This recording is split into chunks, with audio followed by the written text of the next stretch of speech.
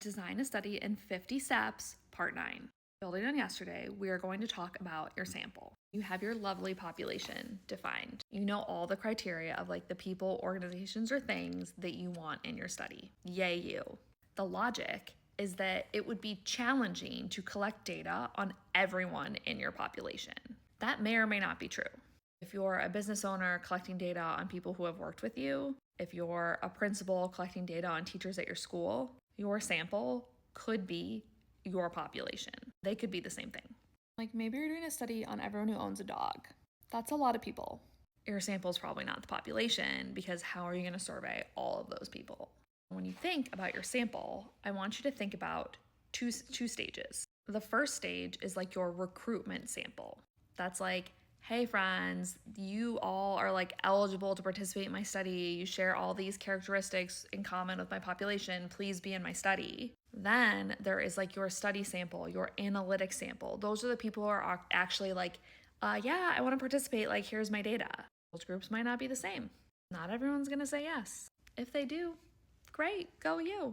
Well, okay, today what we want to focus on is the recruitment sample. Where are you going to get the people, organizations, or things that you want to participate in your study? I like to keep this process tight and strategic.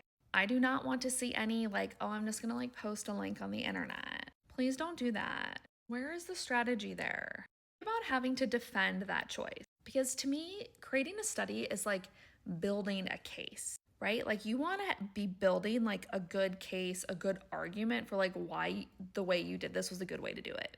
Defend your choices. Putting a link on your TikTok can be challenging to defend because you don't know who saw it. You can guess those people who followed you. You can find out who clicked on it. But like, to me, that is like so much less credible than being like, hey, I partnered with this organization because I know they work with the types of people that I want to be in my study. And so I partnered with them to get access to those people. People use like companies that will find people that match your criteria, like a surveying company.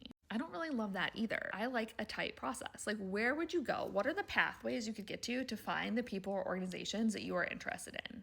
Have a recruitment strategy for each one of those pathways. Be able to explain like how that pathway makes sense for like, why did you go looking there to find people for your study?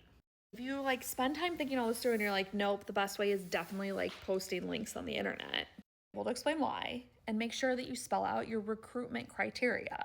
Like you're going to have to screen those people in some way. See if they're eligible, if they share characteristics with your population, because if they don't, they shouldn't be in your study. We'll dive more into sampling strategies in part 10.